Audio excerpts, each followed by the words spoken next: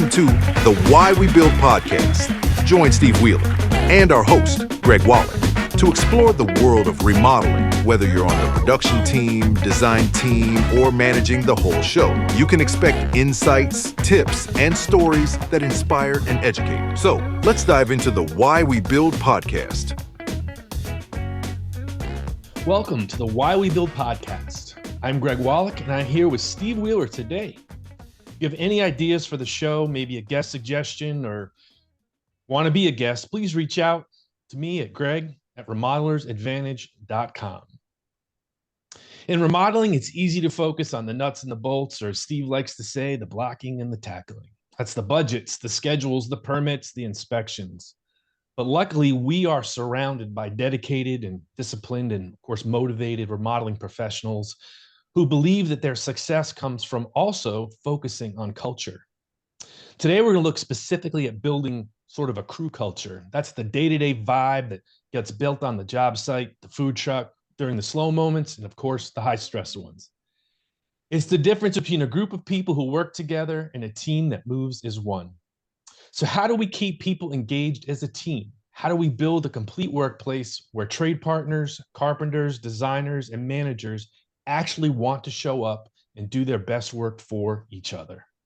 Sometimes it's structured. That's training, coaching, team building. Other times it's as simple as breaking bread together. A few tacos on Tuesday, a burrito lunch when the concrete's poured. Food is an underrated but powerful tool.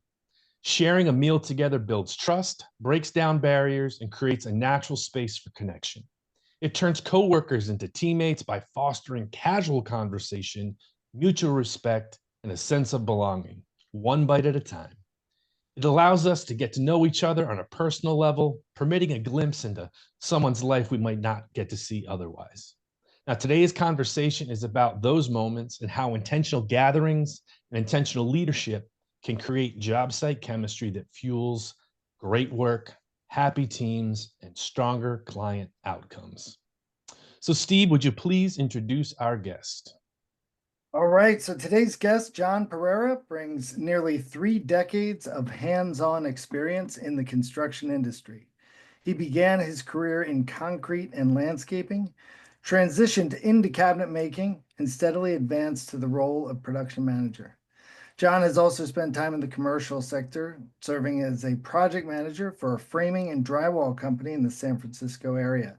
But at his core, Jon's passion lies in residential remodeling, a space where he's truly found his calling. Outside of work, Jon is a proud father of 4 and part of a lively household of 6, which he finally describes as controlled chaos. His family enjoys camping adventures with the occasional fishing trip mixed in. While he once loved skateboarding, these days he's more of a spectator cheering from the sidelines. Welcome to the show, Jon. Thank you. Thank you for having me. Jon, how you doing, my friend? I'm doing great. Yeah. Anything more you want to tell us about yourself? No, I think Steve really summed it up there. It was just wonderful. Well, why don't you start by telling us a little bit more about Mac, their culture, and what that culture means to the company?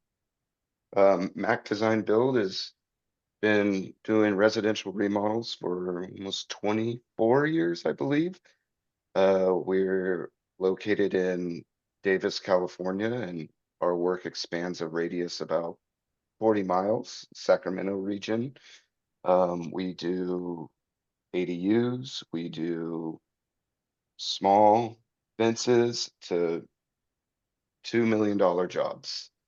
And we have a production team of about 7 and a design team about, I think, 6 now.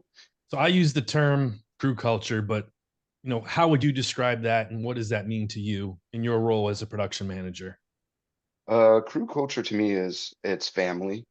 It's being able to walk on the job site knowing that these people have your back and you have their back, and be able to laugh together. Of course, there's frustrations, but there's always family. And being able to be open to one another, that is really key. We use the word engagement in the opening monologue there, and What are some signs that you look for to know that your team is engaged? Questions, always, they're engaged, always reaching out at the end of the day. Hey, what am I doing tomorrow? What am I doing for the rest of the week? Hey, when are we getting lunch together? Um, is there any like, I would say, any fun things happening, you know? And they even when they're just asking you about your family, like how your kids doing? Hey, you going fishing? Can I come? That's just, you just know they're engaged. So you invite yourself along, and if they say yes, that's engagement. I honestly, I try to, but I don't get a lot of invites because, leadership team is sometimes the leadership team. So, how much of the work at Mac is in-house or employee-based, and how much are you doing with trade partners? I say we're at right now about 85% trade partners. And then the rest is, framing, finished carpentry, and demo. That's why I have such a lean crew, and I like to keep it like that. Because you have a good trade partner pool, you have good resources that you can rely on. I have a great trade partner pool, and they're also part of our culture. So we do have, trade appreciations. I'll go out and have lunch with them, seeing what they need. They are our family too, and a lot of them are local guys and gals, and it's a family. So they're kind of like Mac Design build employees. Okay. Now I've seen that on social media. I've seen other companies posting your jobs, especially your porta potty, hiding devices, which I think are amazing. What are some of the things, you mentioned like getting lunch and things like that, but what are some of the things that you do that keeps the production team and your trade partners aligned together? It's a common goal. I'm assuming it's, like you said, they're your guys, so to speak, even though they are our trade partners. Mhm. What is Jon doing as a production manager to keep these folks engaged and aligned? So as you kind of said, burrito day is a huge day for us. That's concrete pour day, and everyone knows when there's concrete being poured, it's going to be burritos. And burritos are, you know, they're inexpensive, but they give you that opportunity to sit down with all the crew and share war stories and just pretty much anything. What's the next projects coming up? What can I do to, be better? But burrito, everyone knows. And so burrito day consists of trade partners, usually the designer on the team, um, the crew that's on the team, and sometimes the client and their kids come by, and I get them burritos too, and they get to like hang out too, and it's real. Everyone gets excited. Uh, I get text messages all the time. Hey, is burrito day coming up? Like, yeah, it is. It's in a couple weeks. And then it holds you to the schedule too. It's like, okay, this is a big deal. We got to stay on schedule because burrito day is coming. I didn't think of it that way, the schedule side. So what was the genesis for that? How did you decide that that was going to be something that would be part of the Mac culture? I was in about when I went to commercial, I left Mac Design for 2 years and went to commercial. The owner called it myself going to college, really.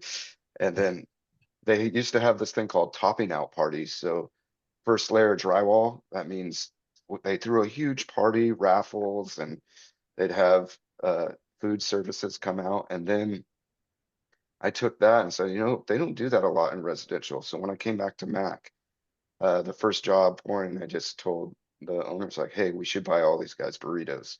They're working hard, and it'll allow us to all to come together. And for 3 years now, it's just been a highlight of part of the project. Nice, nice. And again, the schedule part, that was a light bulb. I like that idea of Mhm. using it as motivation for your team, to Mhm. keep that on track. Turns into a milestone like that Wow. is, yeah. Yeah, no, Mhm. absolutely. So you also mentioned in the notes that you sent me ahead of time Taco Tuesday, spelled TALK-O Tuesday. Tell me more about that and what you do with that in the company.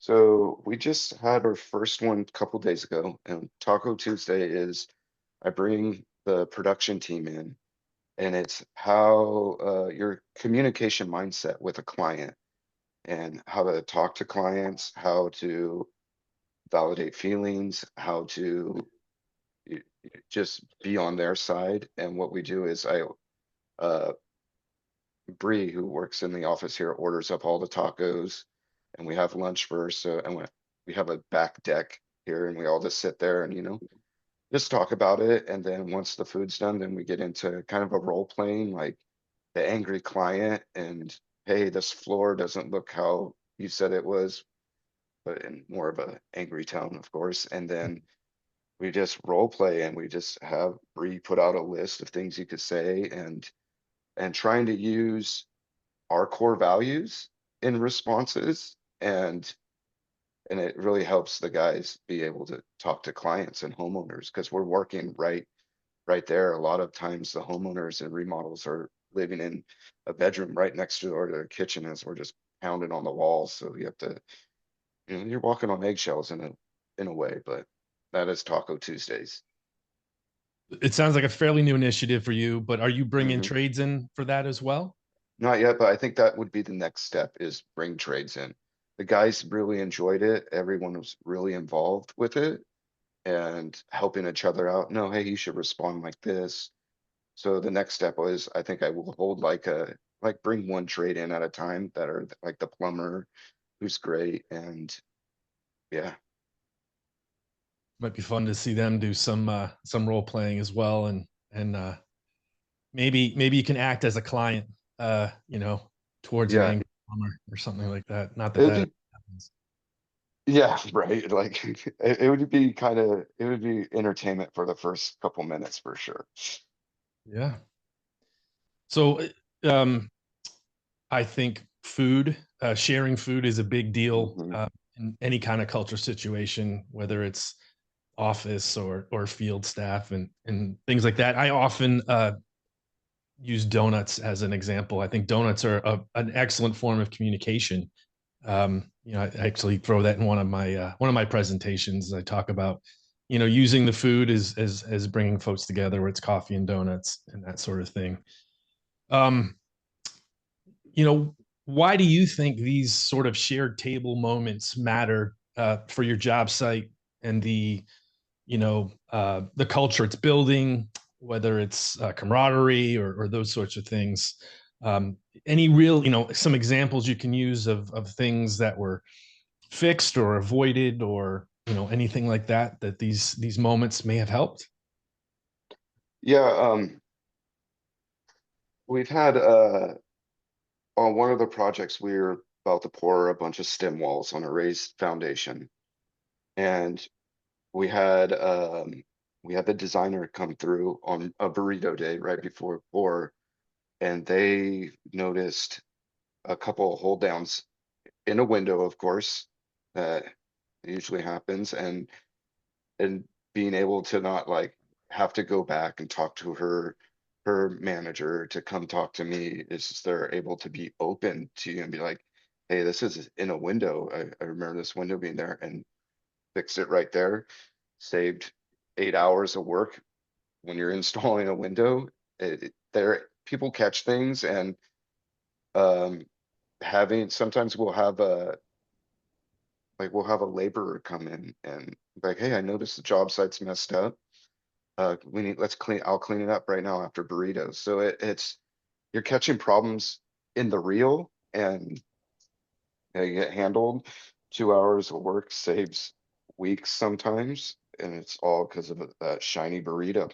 So is that something you're actively kind of having the designer or the laborer, you know, going through the site looking for potential issues? Because that's, I mean, that saving of any rework or, having to redo anything is huge. But Mhm. is that just a byproduct, or are you actively working to get that as a piece of burrito day?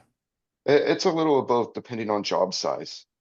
Okay. Like we have a burrito day coming up tomorrow actually, and this is we lifted a house 6 inches to level and then added stem walls and everything, and we're gonna have the designer come through, and that'd be one of those things to be proactive and actually walk it before burritos, and then or even talk it over a burrito. And then sometimes a pour day could be just pouring back indoor slabs after plumbing, and that's one of those byproducts. Like the laborer just walking through and they see it and they're like, "Oh, I'm gonna bring the trailer by after this and clean it up." Um, that's awesome. And the Taco Tuesday, that is really a cool concept.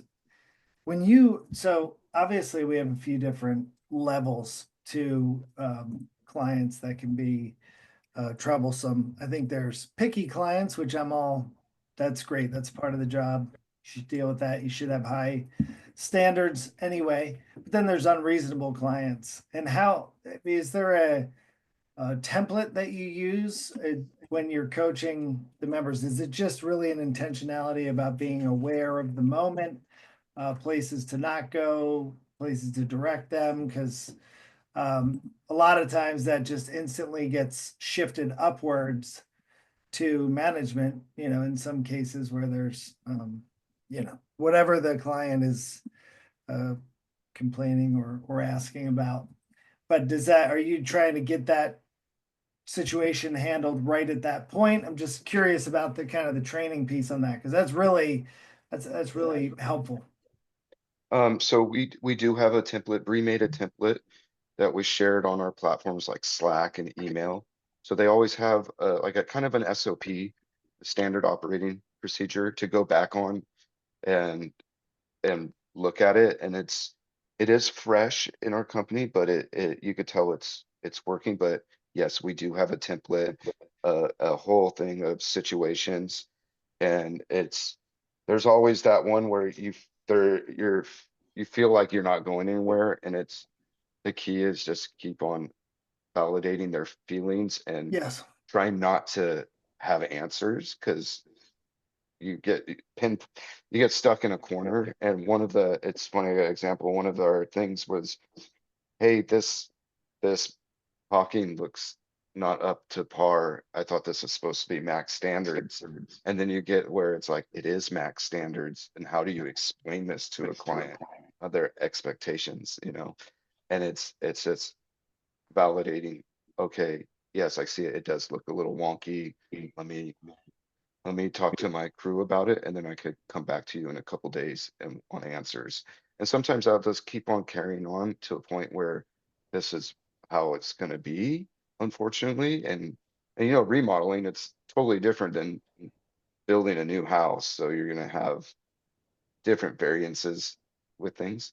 But like I said, it's Yeah. always validating feelings, because we are in a business that it's a lot of feelings. There's a lot of feelings.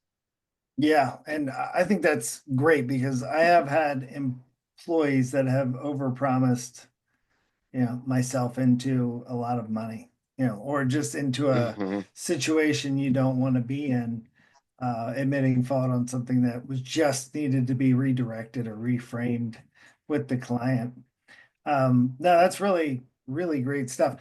One thing about company culture that I find fascinating is just you guys are very intentional about it. And in many cases, if you're not creating company culture, someone else is in the organization. So the intentionality is really important. I think there's what I've talked to a lot of people recently about culture is sometimes it seems they want it to be this euphoric workplace where people are kind of running around a field and happy, Hmm. but hard work still needs to be done, and you still need to really work the machine to get output of the team. So how do you see, like, mixing that, the friendliness and the kind of openness of the Taco Tuesday and the Burrito Day with, we've got a lot of work to get done and we still need to hold each other accountable? Sometimes Hmm. can be a mix. How do you kind of bridge that? So one way that we do it, we use it goes to the numbers and having your employees understand what it how long it takes and what we need to be a successful business. And so we use a great game of business, and we hold uh, every other week a numbers meeting, and everyone is in charge of numbers, and we set up teams. So like one team is control of revenue, one team is control of how many building materials, and this is able for everyone in the company to see if really if we're gonna make a bonus and if the company's gonna make money. And so that's kind of how it transfers the, yeah, we got a lot of work to do, and they know that because they see the numbers. Yeah, I think that data is so awesome. Kind of the time and dollars piece. This is the schedule we need to hit. These are the dollars at hand. The information's out there. So it takes some of the people and emotion out of it. And that's awesome. That's really cool. Great game business is a great structure. Mhm. We also, since they're teams, there's always a winning team at the end of the quarter or end of the month. And once again, you get a free lunch if you win and possibly a bonus. And so it's everyone's out to get lunch, working together, because you'll have a designer. There's teams of four, I believe, and it'd be like a designer, a PM, and you'll have like a apprentice carpenter on the team that he's jumping into numbers, but as a team, they all learn together what it takes, what them personally, how they can affect the company. Now, John, what I'd love to get into is your taco order, your burrito order, but we're not going to. All right. I do have some questions that about your coaching, your communication style, and things like that. But what do you think makes a field team, great communicators? How are you coaching them? As especially talking with clients and things like that. And a lot of people don't allow their trade partners to maybe have client facing roles, but sometimes when you're 85% trade partners, you have to have that. So how are you coaching your in-house and your trade partners to have these good conversations? Well, I think it starts with our job tread platform with daily logs. Everyone sees them, client, trade, partners, internal, and that helps communication because the client sees it. They know who's going to be on the job site. They know what's happening. Um, Walks with trade partners with the client there. A lot of our trade partners do come on our walks, like our drywall walks or electrical walks, and it's able so the clients could see the actual trade partner being there and seeing myself communicate to them or a PM communicate to them. It kind of brushes off on that trade partner knowing how to communicate to a client. Building off of that, my next question is actually, how do you, as John, how do you reinforce or model these behaviors for your team? Um, Holding production meetings uh every other week with the crew. Doing these Taco Tuesdays, I'm heavily involved with them, or even calling the guys in and talk. I'm at almost every walk on the job. I'm coaching, not necessarily like saying, hey, you need to do this, or it's more like, hey, this is how I do it. This is how we should try to do it. Do you think this works for you? Talking up, not talking down. It's that's how my style of coaching. Okay. So someone who's maybe just starting to do this with their team, what's some advice you might give them to build a more, connected or cohesive team? We've used the word engaged a few times now, but what's some advice you might give? Be open.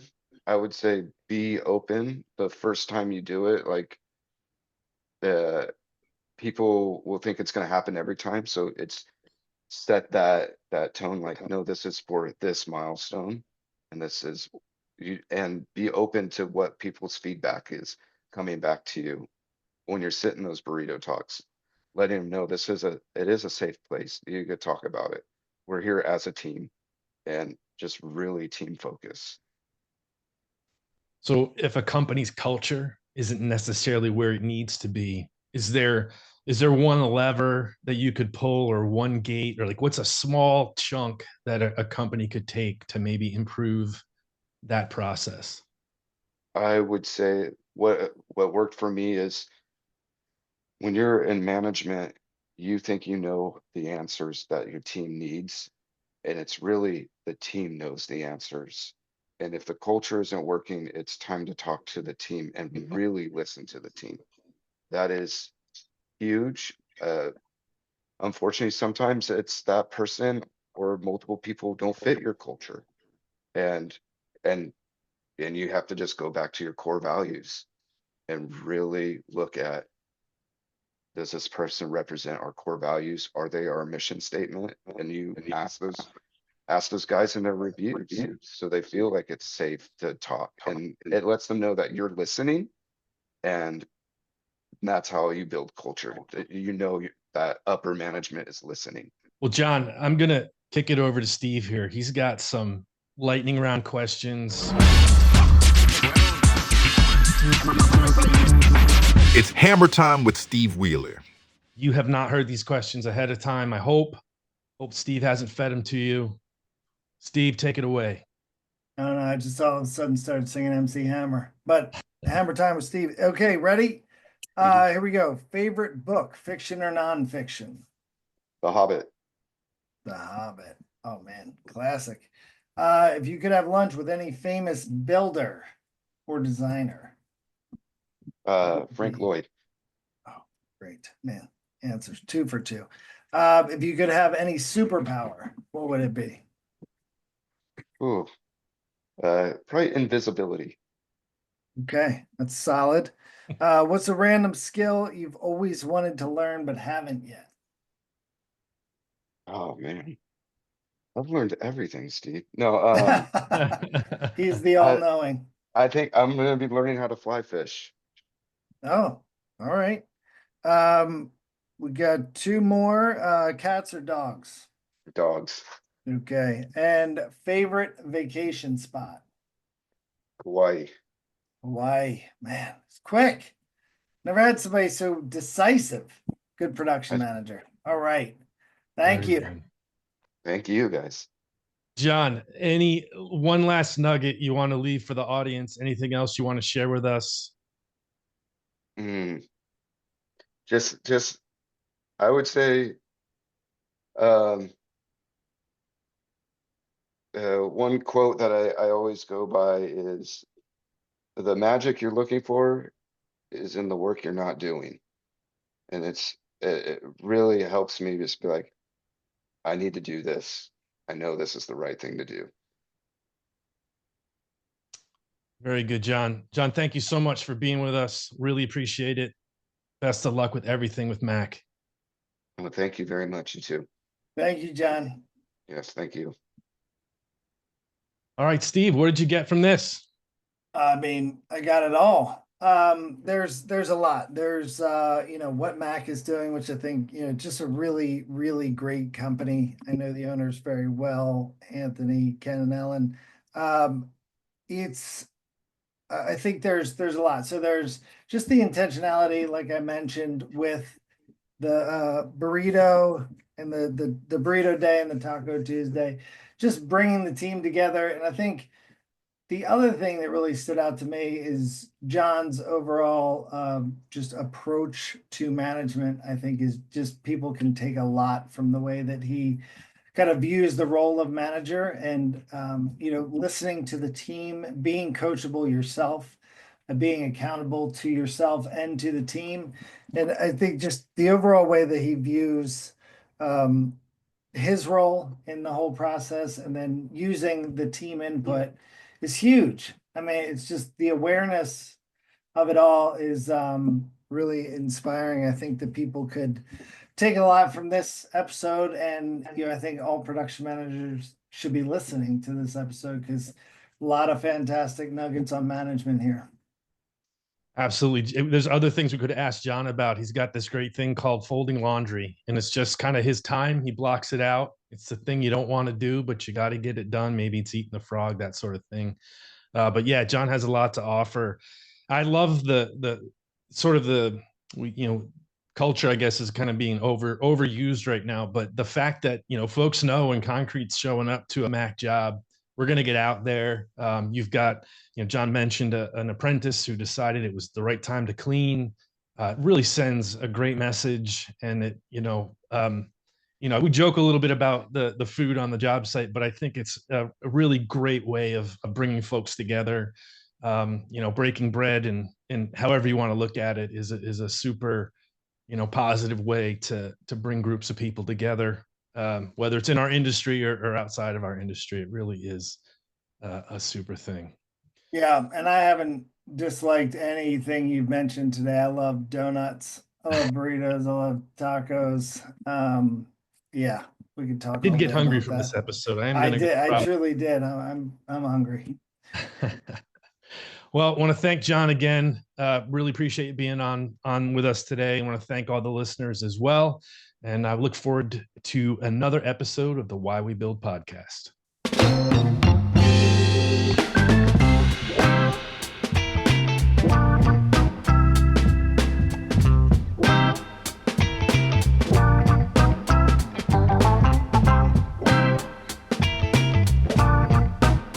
That's it for this episode of the Why We Build podcast. We hope you found something valuable to take back to your team. If you enjoyed the show, be sure to subscribe and leave a review. Please send in your ideas for future episodes. Thanks for listening, and we'll catch you on the next one. If you want more information about our Roundtables program, production manager groups, design manager groups, consulting services, or any of the Remodelers Advantage offerings, please visit remodelersadvantage.com or email greg@remodelersadvantage.com.